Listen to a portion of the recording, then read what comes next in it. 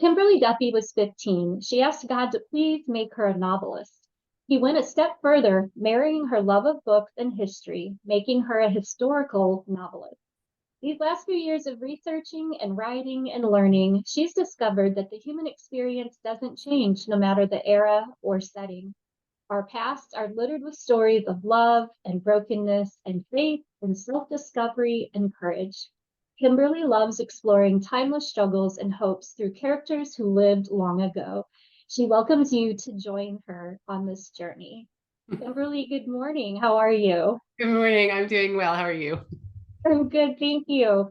So we know you write historical fiction, but how did you get into writing? I'm one of those writers who's been writing my entire life. I wrote my first real story when I was 12. It was about an inchworm. And then I wrote my first romance. Very next story I wrote was a romance. So I've been writing pretty consistently since I was 12 years old. I won all the writing contests in my high school, hosted. I did the Jerry Jenkins had a writers guild, and I did that program. It was a 2-year program. It was like a year fiction and a year nonfiction. I did that while I was having my oldest two babies. And then I wrote, I'm trying to think, I wrote a novel before I had babies. I wrote a novel in between there. And then my husband finished school. He was working full time and school full time. He finished school and he came home right after he graduated. And he was like, okay, here's your computer. Go to Starbucks and write that next book. So I wrote a couple of romantic comedies. And then I kind of took like a circuitous route to get here. And then I was doing a mentoring session with Christy Cameron. And she was like, Kim, I really just think that you're a historical novelist. Like, I think that's where your heart is. And I was like, oh my gosh, that's so scary to me because I'm a little bit like type A with details. And I was so afraid of messing up the history. But I did, Anne Mateer had a how to write historical novels class. So I did her class and I felt a little more equipped. And then I wrote A Mosaic of Wings. That was my first historical novel. And I got a contract with that book. Wow, that's incredible. I love that you have had this passion for so long and that it just Mm. keeps building on top of it. Yeah. And here you are now. I'm really excited to read your first book as well. I have it in my Kindle ready to go. Yeah. um, so the book that we're going to talk about today is The Weight of Air. Yes. Can you tell us what inspired that story? Sure. So this is The Weight of Air. Thank you. Yeah, so I homeschool and we do Charlotte Mason homeschooling, which is like no what she calls twaddle or called she was a 19th century educator called twaddle, no textbooks. It's all very like literature rich. And so a lot of our history is reading living books and then listening to podcasts. And we spend a lot of time in our cars, so we listen to a lot of podcasts. And I was listening to a podcast called The History Chicks, which my girls love. And they basically it's these two women, they're friends, and they basically just talk about the history of like important women throughout time. And so we were listening to one about Katie Sanduina, who was an early 20th century circus strongwoman. And I like absolutely fell in love with this woman. Her whole story was just so charming to me. And I was so fascinated by the idea of a woman at the turn of the century who was not only extremely tall and strong, she was 6 foot tall, and my grandmother was also 6 foot tall, and she was born in 1917. So I've always wondered how, women back then were just smaller, like how that worked, like culturally. But I just loved her story and I couldn't get out of my head. And then a few months later, I was at the gym and I was like complaining about it because I hate working out. And I was like, what would Katie do? Katie wouldn't complain about having to do these like deadlifts. So I just couldn't get her out of my head. So yeah, I just was like, I'm gonna write a story about a circus strong woman. And I like this story is like, I mean, I love all my stories, but this story is really special to me. And I just completely fell in love with all my characters. And I had a really hard time handing. I normally don't. Normally, by the time I'm done writing a book, I'm like tired of everyone in the book. Like, I don't want anything to do with them. I don't want to read about them. I don't want to write about them. I'm just so sick of Right. them. But like, I had a hard time turning this book over to my editor. Just everyone became really special to me and like real. I don't know. That sounds weird, but everybody became so real to me. No, I get it. I get it. Is there any thoughts for a sequel? So you can bring those No, but characters I back. might write a novella. We'll see. Fun. I love that. So what are you working on next? Working on a historical. It's a little bit different than these in that it's told through multiple timelines, and it's the story of three friends, two women and a man. And there's a lot of travel in it. I haven't sold it yet, so I don't want to like give too many Okay, details. But on top of that, I'm also working on a completely new type of project, and I'm writing contemporary romance again. So I've kind of come full circle. So I'm working on both at the same time. very fun. I tip my hat to you. That seems like a lot to juggle in your brain. The contemporary romance writing it, like my historicals, they require a lot of research. And we've had a rough year, just as a family, we had a rough year. And so my agent was like, can just write something completely different. Because I really was having a hard time getting into my book. And so I'm like, I'll just write a contemporary romance. And it was so much fun. Like it was Aw. not that it's not fun to write historicals, it's just more intense. And then writing contemporary, you don't have, I mean, you still have to research, but not to that level that you do with historicals. And it was just a lot of fun to write. And I was like, I mean, I can do both, right? Like I want to do both. I love that. Okay, well, we're going to enter the lightning round of questions, and I Okay. tell every author that it never goes lightning fast because we are authors and we have a lot of words. Yeah. We have a lot of things to share. So we're just going to jump into the questions. All right, what is your favorite genre to read? Historical fiction, women's fiction in particular. I like romance in there, but I like when the focus of the story is on the character development of the woman. What is your favorite author This question is so hard for me. I don't or know a if potential favorite author? I can name a couple, but this is by no means exhaustive. Laura Right. France is top of the list. I think she's amazing. Her work is so beautiful. And she's also one of the kindest people I've ever met in my life. And then I just read my favorite book of last year was by I think it's Vergis or Vergis. I don't know how you pronounce it. He's a South Indian author. It's not Christian. He doesn't write Christian fiction, but I mean, there was nothing offensive in the book. But he wrote a book called The Covenant of Water, and it tells it's like a multi-generational story about one South like Carolyn family from South India, and it was so immersive. I felt like I was back in India, and Um, it was just a beautiful story. I cannot get it out of my head. So I really, really liked him, and I'm looking forward to reading his other books. that's awesome. I'll have to look him up. I haven't heard of him. Yeah, What is it's your gorgeous favorite way? storytelling. Huh? Oh, I can't wait. It'll be fun. Yeah. What is your favorite way to spend a quiet evening? Just with my family, having a nice dinner. I love to cook. So it's like my me time is cooking. I've always wanted to be one of those moms who are like, oh, come in the kitchen and cook with me. But I just like being alone in the kitchen because I just like to like play with recipes and just making dinner for my family and sitting around the table and talking and maybe like playing a game or just chatting. That's my favorite thing to do. And I think this is why I love being in Europe so much, is I love sitting around a meal for hours and just eating and talking. It's like, I know it's simple, but I love it. That's exactly how we spent all day yesterday for Easter. Yeah, Yes. Are you a plotter or a pantser? I am a plotter, 100%. Yeah. I read a book once that suggested, I'm not going to tell you what book it was because I got extremely angry at it. But the author suggested that if you were plotting, then your story wasn't reaching the potential that it could have. And I was like, this was when I was just starting to like write historical. So I'm like, oh my gosh, I'm doing this all wrong. So I got a book and I started writing this book without any plotting. And like my eye was twitching and I was hyperventilating, like panicking. And I called a friend like crying. And she's like, Kim, get out your index cards, like just plan it. This is just how you function. I love that. Yeah, there's people who plot everything, people who Yeah. couldn't plot a thing, and then people who do something in the middle. So I Yeah. find it interesting to see how people approach Yeah. the writing. It is. It's interesting because my oldest daughter, she's 19, she writes and she really struggles with plotting. Like she writes fantasy and she just doesn't want to. Like it's just, she has like this ADD brain and it's really hard for her to put herself in that box. But for me, I feel like having every scene planned offers me so much freedom. Like I know, like when I sit down to write what I'm writing next, and I like Yeah, that. yeah. I think like writing the outline is sort of our because I'm the same way. I feel like writing the outline is sort of our creative flow. Like I don't Yeah. wait until I get to the next chapter. Like I have my creativity in the outline process and then I just fill in things. Yeah. Yeah. I love that. Makes me feel safe. Yes, it does. If you could spend a day as a character in any book, who would it be? So I was thinking about this question, right? And I was like, I mean, I of course want to go back in time because I love history.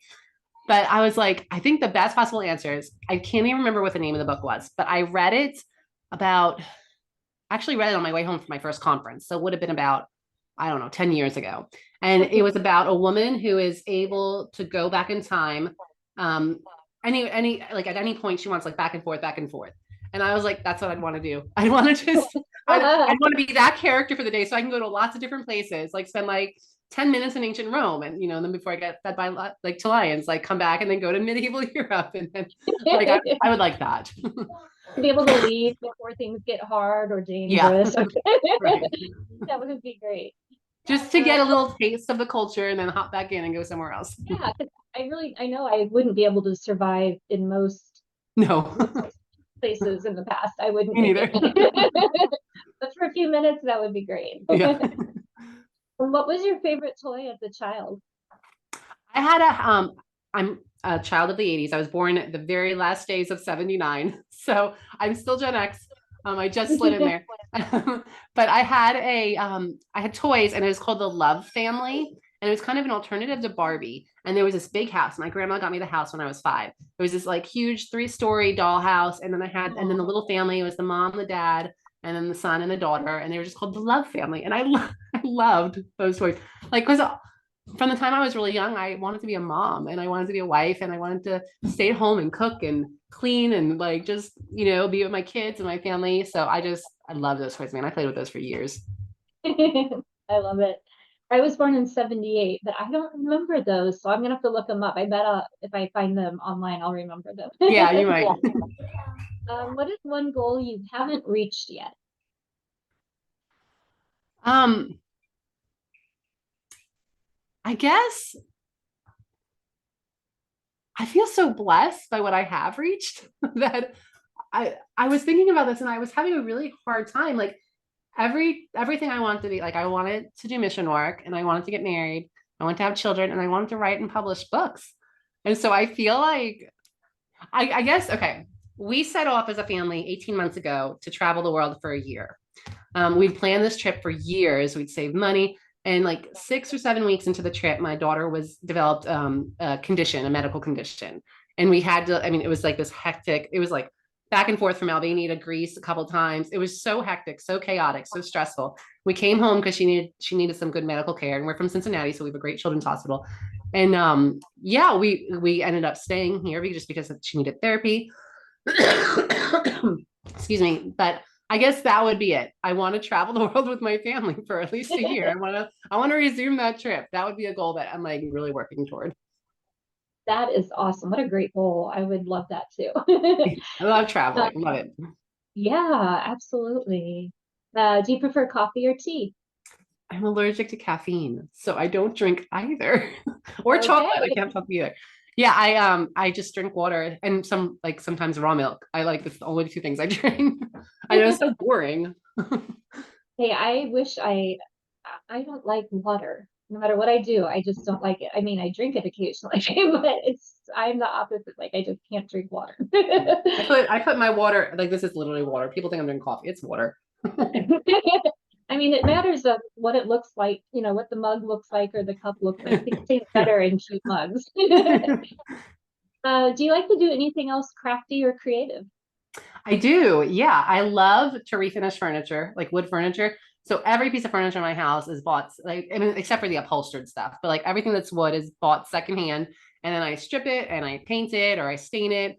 I love doing that because first of all, I love like antiques and I just love things are made better, than they are now. Oh yeah, And I'd rather definitely. have like an 80-year-old dresser than go and buy something like made from cardboard from IKEA, and like Yeah. you're paying less for the better quality item. So I really like to refinish furniture and I like to sew. I took lessons as a kid, so I can sew, but I don't do it very often. Just it's hard to find time for that. But yeah, I do like to do crafty things. That's very cool. Do you prefer an e-reader or a physical book? Physical. Yeah. I read on my phone a lot. Just because it's convenient and inexpensive. If you have the Libby app, it's like I don't ever feel like I have to go to the library anymore. But I have like the library right there. But I prefer the physical. I do too. I have the Kindle app on my iPad, And especially for traveling, that makes it easier, but there is Yeah. nothing like a paper book. Yeah. But A we book, even, when we were going to travel, like because I homeschool, we had to bring some books, and we each had one carry-on bag, and then we had like a big checked suitcase, and the whole thing was just full of books. And I was like, I don't even need to, like, a lot of these we can get on our Kindles and stuff, but I was like, I just like having them. definitely. I agree. What's the last book that you read? I actually have it right here. I'm almost done with it. I'm not quite done. So far, she has 2 books out, and I'm just about done with the second. But I don't know if you've read this series by Lisa Bergren No, I haven't. called Oceans of Time. I read her first series was Rivers of Time, I believe, and it's a time travel. They're time travel books, and they go back to like 14th century Italy, which I'm Ooh. Italian, so I just find like that history fascinating. But yeah, so the first one is called Estuary, and I finished that 2 days ago, and now I'm reading Riptide, and I'm almost done with this one. And they're just like fun, like they're the funnest stories, and like there's lots of action in them. And the fun thing about it is that my husband does jujitsu, and Lisa actually reached out to him and asked him to help her choreograph the jujitsu scenes. So he's mentioned my husband's name is in some books. Oh, that's really Yeah. fun. I love that. That's really neat. It's really cool when you know people that can help you, Yes. like you said, with those scenes or with information, and you can kind of collaborate together. That's Yeah. really cool.